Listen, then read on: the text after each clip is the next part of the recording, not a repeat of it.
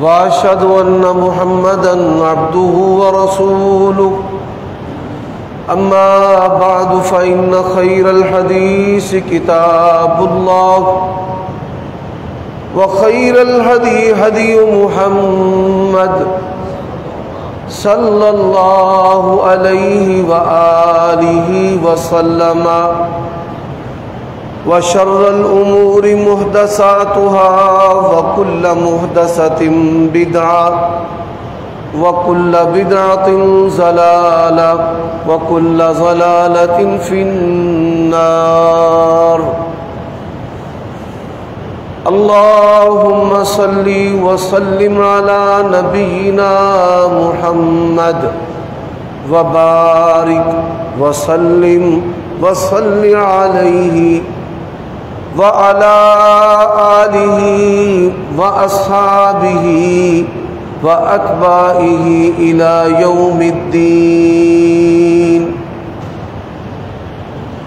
عیوب اور نقائص سے منزہ اور پاکیزہ تمام قسم کی حمد و ثنا اللہ وحدہ لا شریک لہ کے لیے، اور درود و سلام شفیع للمذنبین خاتم النبیین رسول کریم رؤوف الرحیم صلی اللہ علیہ وآلہ وسلم کی ذات اقدس پر۔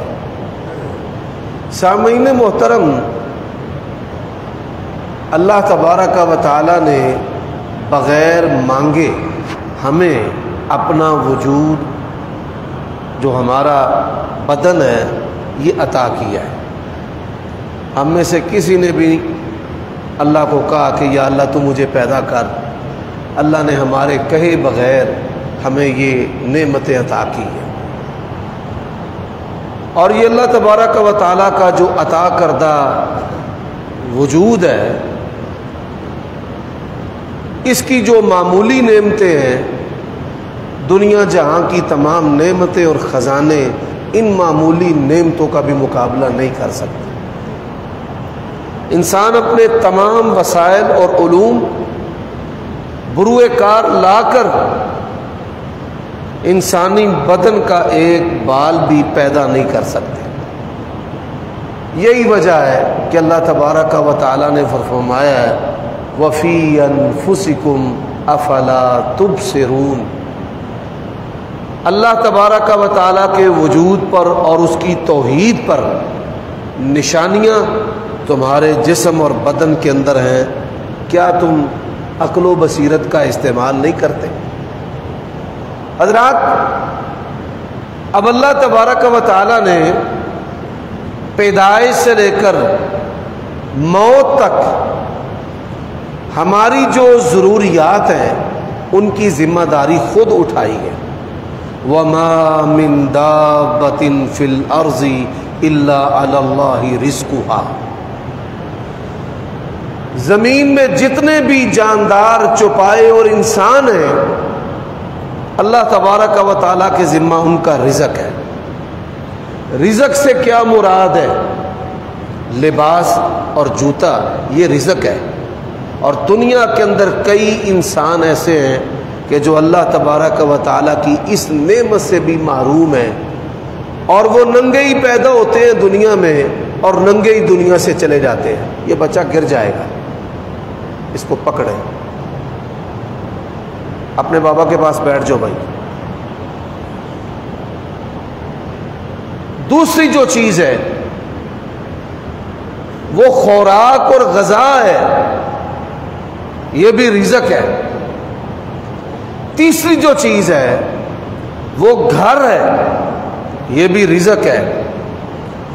بیوی بھی اللہ تبارک و تعالیٰ کی طرف سے بندے کے لیے رزق ہے۔ اولاد یہ بھی اللہ تبارک و تعالیٰ کی طرف سے رزق ہے۔ آپ دیکھیے کئی بندے حسین و جمیل بھی ہوتے ہیں، گھر بھی بڑا ہوتا ہے، مالدار بھی ہوتے ہیں، لیکن اس کے باوجود ان کو نکاح کی توفیق نہیں ہوتی، نکاح ان کے نصیب میں نہیں ہوتا۔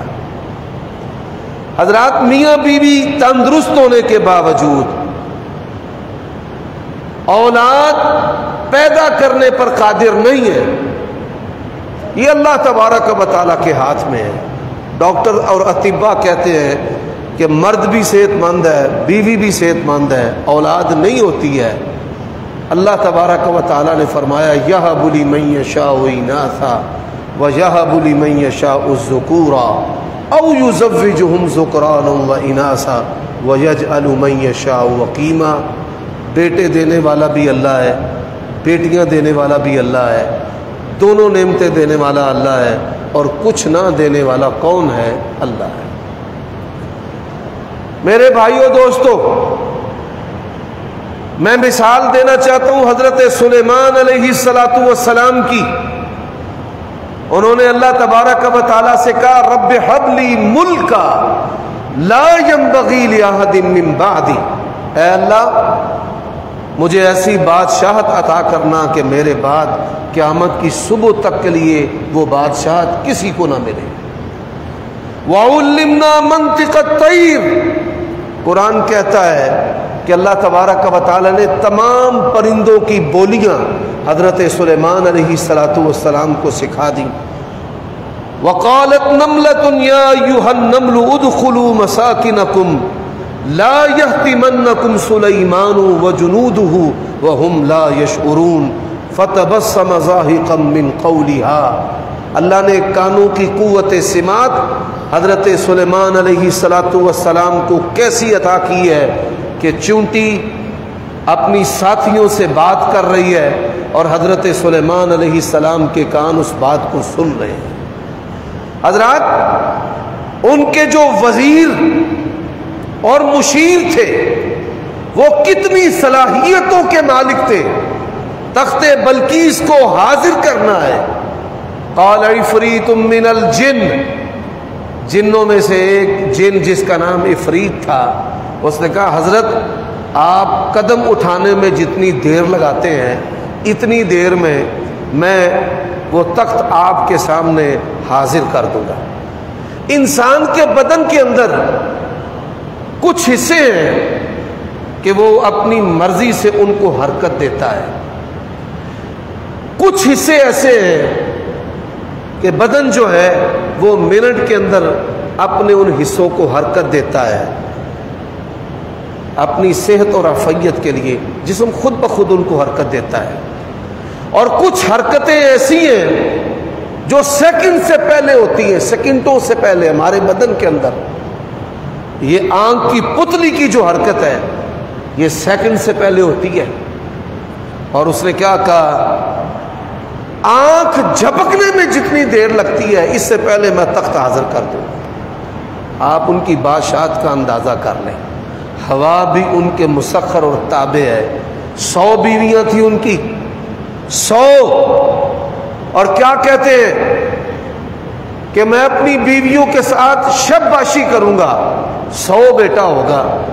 یہ بات، یہ قصہ کس نے سنایا ہے؟ نبی علیہ السلام نے بیان کیا ہے۔ اگر نبی علیہ السلام بیان نہ فرماتے تو شاید کوئی انسان یقین نہ کرتا کہ حضرت سلیمان علیہ السلام کی 100 بیویاں تھیں، 100 بیٹوں کے خواہش مند تھے۔ 99 کے گھر میں کوئی اولاد نہیں ہوئی، 100ویں بیوی کے گھر میں اولاد ہوئی ہے۔ آپ صلی اللہ علیہ وآلہ وسلم نے فرمایا اس لڑکے کے بدن کا آدھا حصہ جو ہے یہ مارا ہوا تھا۔ تمام مسلمانوں کے مکاتب فکر جو ہیں وہ اس بات کو تسلیم کرتے ہیں۔ ہمارے پاکستان کے جو موجودہ ملکی اور معاشی معیشت کے جو حالات ہیں، ان حالات کے اندر بھی اللہ کی توحید کا پیغام ہے۔ 1.25 لاکھ کے قریب صرف ایک شہر کے اندر آستانے ہیں جس کو ملتان کہا جاتا ہے۔ پشاور سے لے کر کراچی تک موڑ موڑ پہ آپ کو قبریں اور آستانے اور مشکل کشا اور جھنڈے اور شخصیتیں اور ہستیاں اور تقدیریں بدلنے والے، آپ کو سائن بورڈ اور دیواریں جو ہیں وہ لکھی ہوئی نظر آتی ہیں۔ ایک ہی رات میں تقدیر کو بدلنے کے دعوے کرنے والے جو ہیں وہ سب بے بس ہیں۔ ملک کی معیشت جو ہے وہ بیٹھتی چلی جا رہی ہے۔ یہ سارے اختیار کس کے پاس ہیں؟ اللہ کے پاس ہیں، یہ اللہ کے پاس ہے۔ حضرات یہی وجہ ہے کہ ملک کے اندر پھیلتی ہوئی مایوسی کے پیش نظر، جب مایوسی پھیلتی ہے تجارت میں، معیشت میں، کاروبار میں، رزق میں، کمانے میں، تو یہ جو چمتکاری بابے ہیں یہ برساتی کیڑوں مکوڑوں اور مینڈکوں کی طرح باہر نکل آتے ہیں اور یہ بڑے بلند و بانگ دعوے کرنے شروع کر دیتے ہیں۔ مسلمانوں کی اکثریت ان کی طرف لپکنا شروع ہو جاتی ہے۔ اس وجہ سے میں نے یہ ضروری سمجھا ہے کہ ان حالات میں امت کو، ملک کے باسیوں کو، اپنے پیاروں کو، احباب کو اور سامعین کو یہ بتایا جائے کہ رزق جو ہے وہ صرف اللہ کے ہاتھ میں ہے، صرف اللہ کے ہاتھ میں ہے۔ چاہے اپنے نبیوں اور اپنے دوستوں پر اس کو تنگ کر دے، اور چاہے تو جو اس کے منکر ہیں اور طاغی اور باغی ہیں ان کو بے پناہ رزق عطا کرے۔ اللہ نے قرآن مجید میں فرمایا ہے کہ ہم لوگوں کے درمیان معیشت کو تقسیم کرتے ہیں۔ اب آئیے، کون کون سے ایسے اسباب ہیں کہ جن اسباب سے اللہ تبارک و تعالی انسان کا رزق جو ہے وہ بڑھا دیتا ہے؟ ہم اس پہ بات کر رہے تھے کہ رزق کو بڑھانے والے اسباب کون سے؟ رزق کو بڑھانے والے اسباب جو ہیں یہ اللہ تعالیٰ اور اس کے رسول نے بتائے ہیں، کوئی میری ایجاد نہیں ہے۔ ان اسباب کا تعلق جو ہے وہ آپ کی جیبوں کے ساتھ نہیں کہ میں آپ کو تب بتاؤں کہ آپ جب پیسے نکال کر دیں اور میں پیسوں کے بدلے میں آپ کو ایسے گر بتانے شروع کر دوں جس سے آپ راتوں رات امیر ہو جائیں۔ حضرات ایسا نہیں ہے۔ سب سے پہلی جو چیز ہے،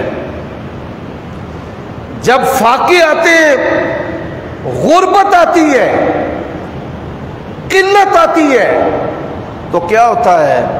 انسان کی جو عقل ہے نا، عقل سلیم، انسان کی عقل یہ جاتی رہتی ہے۔ یہ بات یاد رکھ لینا۔ نبی علیہ الصلوۃ والسلام نے جن چیزوں سے اللہ تعالیٰ کی پناہ طلب کی ہے ان میں آپ صلی اللہ علیہ وآلہ وسلم نے قلت سے اللہ تعالیٰ کی پناہ طلب کی ہے۔ اللہم انی اعوذ بک من القلہ۔ احادیث کی کتابوں کے اندر آپ صلی اللہ علیہ وآلہ وسلم کے یہ الفاظ منقول ہیں، اور ہم کیسے اہل حدیث اور اہل سنت ہیں، سال ہر سال کبھی ہم نے اپنی زبانوں سے یہ الفاظ ادا ہی نہیں کیے جو الفاظ ہمارے پیارے نبی نے اپنی زبان اقدس سے ادا کیے۔ اب بھی پڑھ لیں، اللہم انی اعوذ بک من القلہ، قلت۔ حضرات دوسرے نبی علیہ الصلوۃ والسلام آپ کے الفاظ کیا ہیں؟ اللہم انی اعوذ بک من الفقر، اے اللہ میں فقر سے تیری پناہ طلب کرتا ہوں۔ فقر جو ہے وہ بے بسیاں ہیں، بے بسیاں انسان کے گھر کے اندر ڈیرے ڈال دیتی ہیں، نہ کوئی تدبیر کام آتی ہے، نہ ڈگری کام آتی ہے، نہ فیملی بیک گراؤنڈ کام آتا ہے، کوئی چیز بھی کام نہیں آتی۔ سونے کو بھی ہاتھ لگاتا ہے تو وہ ریت ہو جاتا ہے۔ ہمارے یہاں مشہور مثال ہے، بھائی کئیاں دا پٹرول نہیں بلدا تے کئیاں دا پیشاب بلی ہوندا ہے۔ یہ بات بالکل ٹھیک ہے۔ میں اس کی مثال دیتا ہوں۔ میرے رشتہ داروں میں ایک عالم دین تھے، تو ان کے پیٹ میں پانی پڑ گیا۔ طبیب نے کہا کہ ان کو اونٹنی کا دودھ اور جو پیشاب ہے وہ ملا کر پلائیں۔ یہ طب نبوی کا بہت بڑا نسخہ ہے، پیٹ کی بیماریوں کا علاج ہے، جگر کے کینسر کا علاج ہے۔ نبی علیہ الصلوۃ والسلام کے پاس اقل اور ارینا قبیلے کے لوگ آئے، تو مدینے کی آب و ہوا ان کو موافق نہ آئی، ان کے پیٹوں کے اندر پانی پڑ گیا، پیٹوں میں۔ یہ جب ہمارا لیور کا جو سسٹم فنکشن ہے یہ صحیح کام نہیں کرتا، گلینڈز جو ہیں یعنی جو غدود ہیں دو طرح کے ہوتے ہیں، ایک غدود جاذبہ اور ایک غدود ناقلہ، جذب کرنے والے گلینڈز اور نکالنے والے گلینڈز وہ کام نہیں کرتے، اور اس کی وجہ سے پیٹ اور بدن کے اندر جو پانی ہے وہ جمع ہو جاتا ہے۔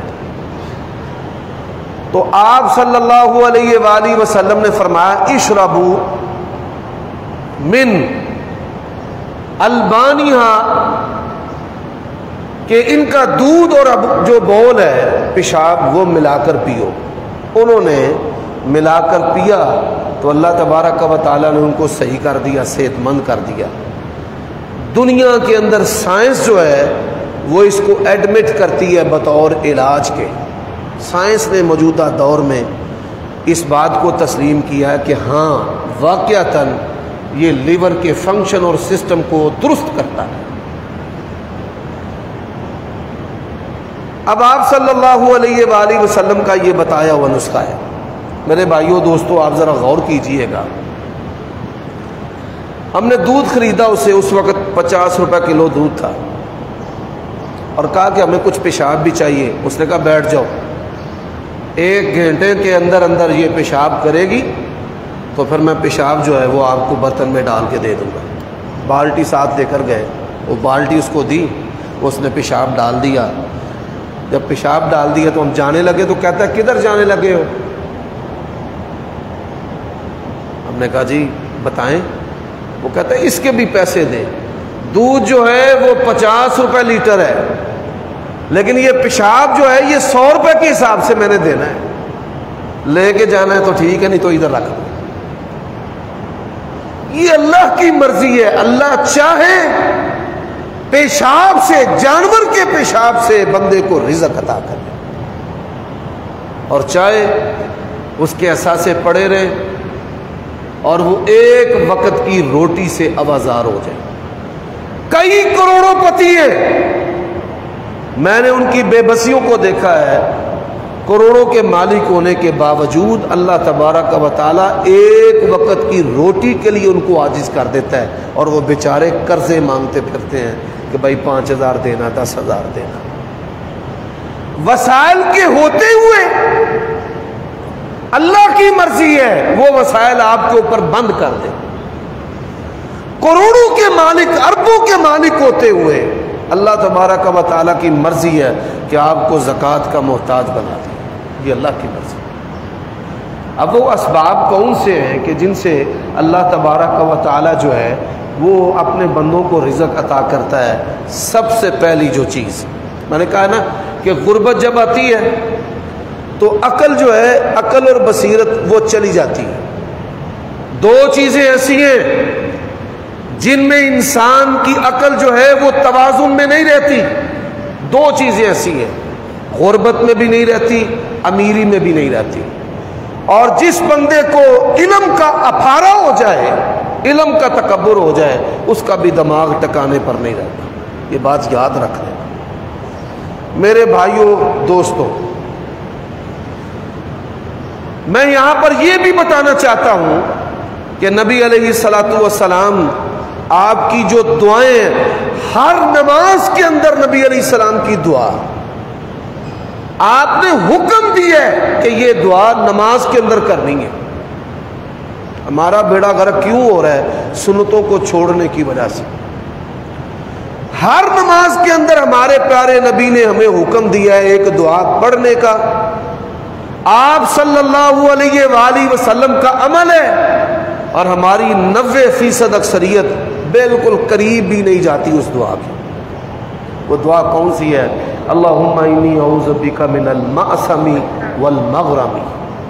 یہ نبی علیہ الصلوۃ والسلام کا حکم ہے کہ یہ دعا نماز میں کرنی ہے، ہم نہیں کرتے۔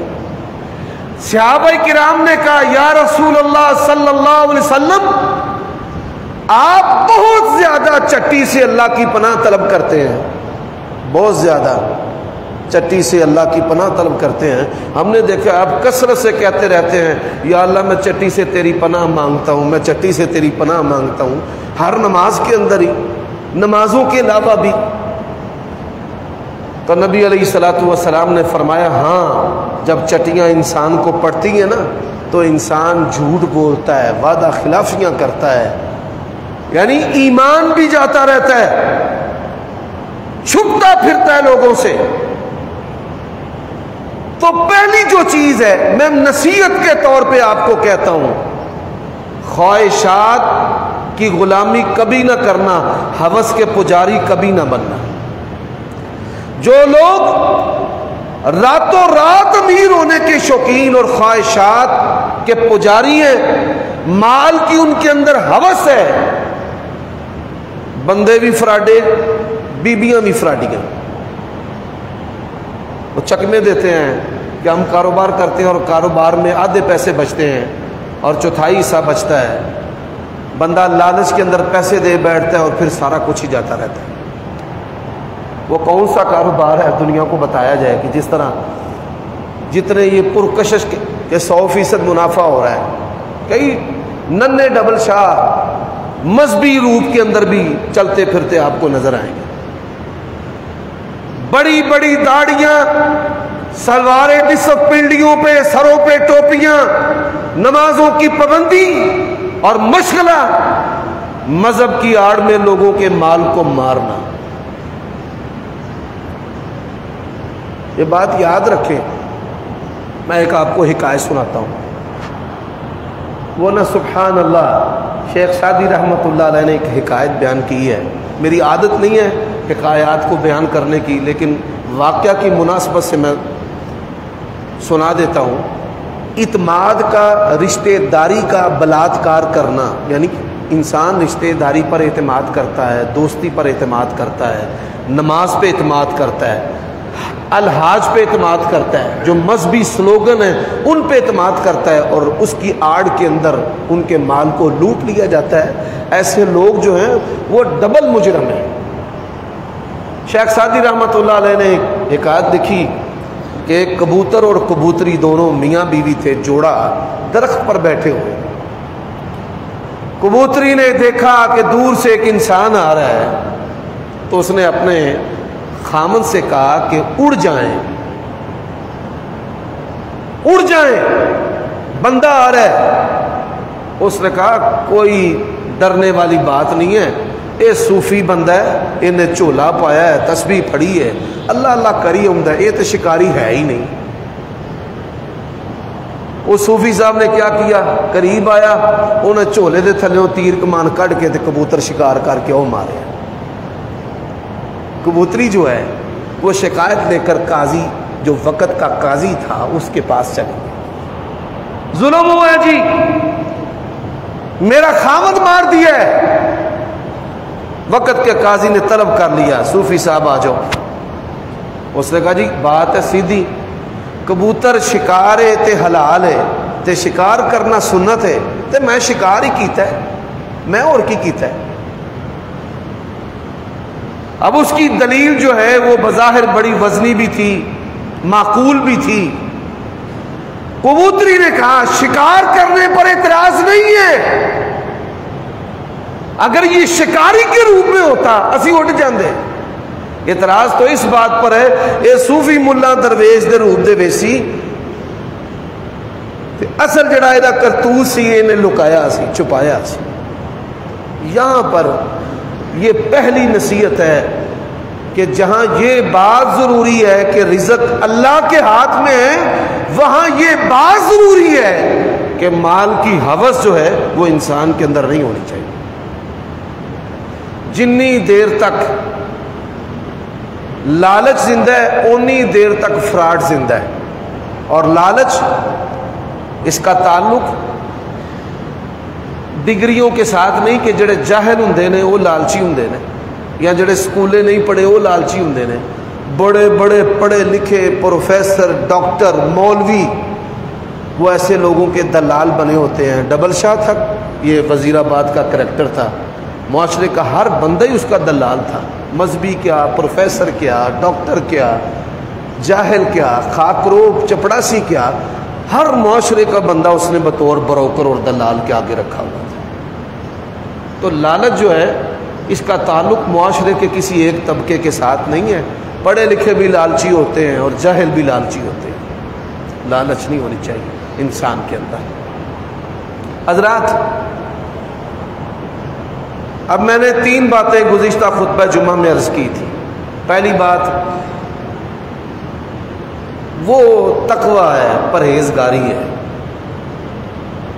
وَلَوْ أَنَّ أَهْلَ الْقُرَىٰ آمَنُوا وَاتَّقَوْا لَفَتَحْنَا عَلَيْهِمْ بَرَكَاتٍ مِّنَ السَّمَاءِ وَالْأَرْضِ. فرمائے یہ بستیوں والے، پاکستانی بستیوں والے،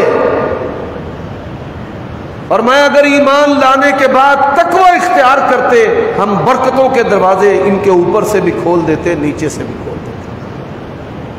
اللہ کی مرضی. تو پہلی جو چیز ہے وہ تقوی ہے. دوسری جو چیز ہے وہ اللہ پر توکل ہے. لو توکلتم علی اللہ حق توکلہ. پہلا درجہ توکل کا کیا ہے؟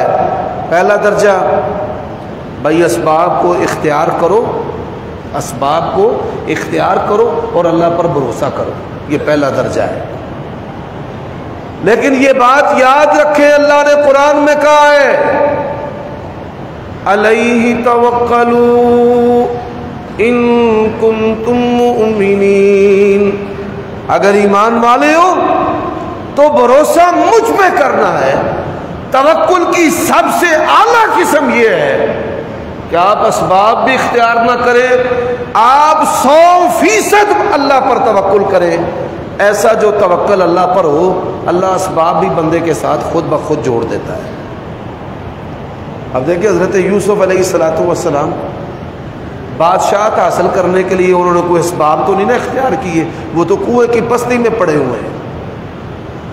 لیکن آپ دیکھیں کنویں کی پستی سے نکال کر مصر کے تخت پہ حضرت یوسف علیہ السلام کو بٹھانے والا کون ہے؟ اللہ. تو آپ اپنے بچوں کو اللہ پر بھروسہ سکھائیں. چیزوں کو چھپانا اور چرانا اور اضافی چیزیں لے کر کے آنا، ان چیزوں پہ بچوں کو اپریشیٹ نہیں کرنا چاہیے، بلکہ ان کو یہ بتانا چاہیے کہ اللہ تبارک و تعالی ہمیں کھلانے والا، پلانے والا، یہ ساری نعمتیں اللہ کی طرف سے. آپ دیکھیں اللہ تعالیٰ بندوں کو بڑی نشانیاں دکھاتا ہے.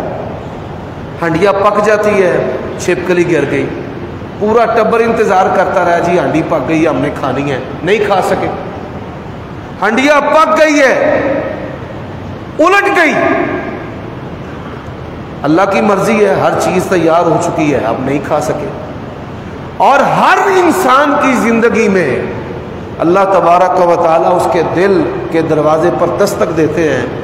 ایسی ایسی چیزیں ہم کھاتے ہیں جس کا ہمیں وہم و گمان بھی نہیں ہوتا. منہ چوک کے اسی کرو نکلے ہیں، یہ کام تو نکلے ہیں، دفتر تو نکلے ہیں. اللہ نے رزق کا، روزی کا بہترین انتظام کر دیا ہے، بہترین. میرے ایک دوست ہیں ماشاءاللہ تبارک و تعالیٰ، بڑے کاروباری آدمی ہیں. وہ کہتے ہیں ایک دفعہ گاڑی میں سفر کر رہے تھے، ایکسیڈنٹ ہو گیا. ایکسیڈنٹ ہو گیا، مقامی لوگوں نے ہمیں اٹھایا، اپنی بستی میں لے گئے. اتنی غریب کہ جس کا حد اندازہ ہی نہیں ہے، کہ لوگوں سے صدقہ خیرات لے کر کے گزارا کرنے والے رب نے سانو انہاں دے گھروں روٹی کھوائی. اور جب ہم نے دیکھا کہ ان کی یہ ضروریات ہیں، وہ ضروریات بھی ہم نے پوری کی. ایک ہمارے جاننے والے ہیں، وہ کہتے ہیں میں ایک جھوٹے کیس میں جیل میں چلا گیا. تکبر ہوتا ہے نا انسان کے اندر. جیل سے گیا تے دیکھیا انہاں کول تے پانی کوئی نہیں، کھان نو شیواں کوئی نہیں. کئی بیچارے معمولی پیسوں کی وجہ سے جیل کے اندر پڑے ہوئے ہیں. جو قیدی ہوتے ہیں یہ اللہ کے بڑے قریب ہوتے ہیں. وہ کہتے ہیں وہ اللہ مینوں لے کے گیا سی کہ انہاں میرے بندیاں نو چھڑانا ہی، اور کوئی سبب نہیں تھا. وہ میں جیل میں چلا گیا اور جب باہر نکلا تو اللہ تعالیٰ کی شان کے میں نے ان بندوں کو چھڑوا دیا کہ جن کے چھڑوانے کا انتظام اللہ نے آسمان سے کیا ہے. حضرات ہمارا رب وہ شان والا ہے، کشتی میں رب کا بندہ بیٹھا ہے، بڑا برگزیدہ ہے، سمندر نے کشتی کو بغیر میں جکڑ لیا، اور کشتی کا ملاح کیا کہتا ہے؟ مالک کی اجازت کے بغیر کون میری کشتی میں بیٹھا ہے؟ نام یونس ہے علیہ الصلوۃ والسلام۔ پھر سینے پنجابی زبان دے وچ بھائی سینے سٹ وجنا، پھر جو ہے دروازے پر دستک ہوئی ہے کہ اللہ نے مجھے اس بستی کا نبی بنایا ہے اور ان کی سرکشی سے مایوس ہو کر میں بستی چھوڑ رہا ہوں، اللہ کی اجازت کے بغیر چھوڑ رہا ہوں۔ سمجھ آ گئی کہ اللہ کی اجازت کے بغیر، مالک کی اجازت کے بغیر میں ہی ہوں جو جا رہا ہوں۔ چھلانگ لگائی، اللہ نے مچھلی کو کہا ہے، مچھلی ویل مچھلی کو یونس کو نگل لے اور اس کو تکلیف نہیں ہونی چاہیے۔ آپ اندازہ کریں اللہ تبارک و تعالیٰ کے پروگراموں کا اور اس کی مینجمنٹ کا۔ فَنَادَى فِي الظُّلُمَاتِ اللہ الہ الا انت سبحانک انی کنت من الظالمین۔ اللہ نے فرمایا اندھیروں میں یونس نے مجھے پکارا ہے، اندھیروں میں، یا اللہ تو ہی اور کوئی نہیں۔ حضرات دنیا کے اندر بڑے بڑے طبیب اور ڈاکٹر، پرانے دور کی بات ہے، ایک طبیب تھا، یہ کئی شعبے ایسے ہوتے ہیں کہ وہ ان کے نخرے بڑے ہوتے ہیں، یہ مولویوں کے بھی بڑے نخرے ہوتے ہیں، یہ بھی شعبہ ایسا ہے، ڈاکٹروں کے بھی بڑے نخرے ہوتے ہیں، ہاں فارغ ترین بھی ہوئے گا نا تے بڑے نخرے، ایسے بیویوں کے بھی بڑے نخرے ہوتے ہیں، کچھ شعبے ہوتے ہی نخروں والے ہیں۔ ایسے ہی کوئی طبیب تھا، وہ بھی نخروں والا تھا، اللہ نے پکڑ لیا اس کو، پورا جسم جو ہے وہ چل رہا ہے، نبض نہیں چل رہی، کہا میں سمجھے مر گیا، قومے میں چلا گیا، قومے میں جب قومے میں چلا گیا، کہا لیا نوایا کفنایا تے قبر دے وچ جا پایا، قبر میں چلا گیا۔ اب جہاں قبر میں گیا، آنکھ قبر میں کھلی، کہتا ہے یا اللہ معاف کر دے، میں بڑے تکبر کا شکار تھا، بڑی معذرت کے ساتھ میں نے موجودہ دور میں بڑے بڑے ڈاکٹروں کو دیکھا ہے، ان کی موت کا وقت بڑے عبرت کا وقت ہوتا ہے۔ کیوں؟ مطمع نظر پیسے کمانا ہے، جھوٹی دوائیاں لکھنا، کمیشن والی دوائیاں لکھنا، اور کئی داڑھیوں والے مذہبی روح والے ہوتے ہیں، وہ حج عمرے کمیشن میں لیتے ہیں، وہ گاڑیوں اور پیسے نہیں لیتے۔ میرے بھائیوں ایسا ہی تھا، جب اس نے کہا یا اللہ میری توبہ، لا الہ الا انت، اب تو ہے، اللہ نے اس کے ساتھ صلح کر لی، نال ہی کفن چور نے کفن نو ہاتھ پا لیا، انہیں کیا بھائی تیرا انتظار سی، اور پھر باہر نکل کر ساری زندگی انسانوں کا، مریضوں کا مفت علاج کرتا ہے۔ تکبر نہیں کرنا، نخرے نہیں مارنا۔ حضرات میں بالکل اسی طرح مثال دیتا ہوں، بعض علماء 6 ماہ تک، ایک سال تک ان کے پاس دن خالی نہیں ہوتا، ہر روز تقریر ہے، 2 3 تقریریں، اور پھر ایسا وقت بھی آتا ہے جنہوں پنجابی چاہتے ہیں نا بھائی جیوندیا جنازہ ہو جانا، ایسا وقت بھی آتا ہے کہ کوئی ان سے سلام لینا بھی گوارا نہیں کرتا، پروگرام تقریر کرنا تو بڑی دور کی بات ہے، ان کو کوئی بلاتا تک نہیں، حال تک نہیں پوچھتا کوئی۔ تو علم، ڈاکٹر، عالم نخرہ نہیں کرنا چاہیے، جتنا جھکے گا اللہ تعالیٰ اتنا ہی پھل لگائے گا۔ ایسے ہی بعض رشتہ دار ہوتے ہیں، وہ اپنے آپ کو کچھ سمجھتے ہیں، وہ ناراض کیوں ہوتے ہیں؟ مینوں پوچھیا نہیں، تانوں جو پتہ ہے بھائی بندہ اس کام دا ماہر ہے، تے تانوں چاہیے سی مینوں آ کے پوچھ دے۔ یہ کیا ہے؟ یہ تکبر ہے، مارا نہ جائے بھائی، اللہ کی پکڑ میں نہ آ جائے۔ نبی علیہ السلام صحابہ سے بیعت لیتے تھے، وَالنُّصْحِ لِكُلِّ مُسْلِمٍ، خیر خائی دروازے پر جا کر دو، کوئی مسلمان ہے، مسلمان نہیں ہے، کوئی انسان ہے، اس کے دروازے پر جا کر اس کی خیر خواہی کرو، یہ دین اسلام کی تعلیم ہے۔ نبی علیہ السلام نے فرمایا دین النصیحہ، دین خیر خواہی ہے، بادشاہ کی خیر خواہی، علماء کی خیر خواہی، عوام کی خیر خواہی۔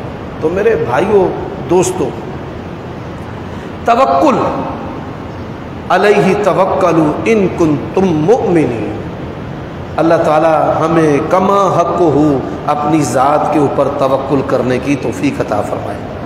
آج کے خطبے کی آخری بات، نبی علیہ السلام نے فرمایا تابعوا بین الحج والعمرہ، حج اور عمرہ جو ہے پے در پے کرو، یعنی حج کیا ہے پھر عمرے پر چلے جاؤ، عمرہ کیا ہے پھر حج پر چلے جاؤ۔